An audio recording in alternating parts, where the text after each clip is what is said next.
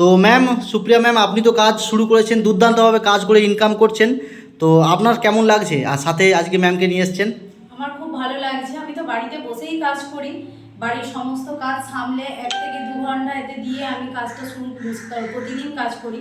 তো আমার অফিসে আসার প্রয়োজন হয় না।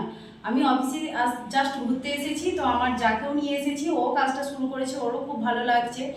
তো এখানে আমরা তো আলাদা করে কোথাও গিয়ে গিয়ে কাজ করি না, বা পাড়ায় পাড়ায় গিয়ে কোনো প্রোডাক্ট সেলিং বা প্রোডাক্টের কোনো ডেমো দেখানো, এইসব আমরা করি না। আমরা বাড়িতে বসেই কাজটা শুরু করেছি, আর বাড়িতে বসেই কাজ করে আমি দুর্দান্তভাবে এগিয়ে যাচ্ছি, ইনকাম পাচ্ছি রোজে।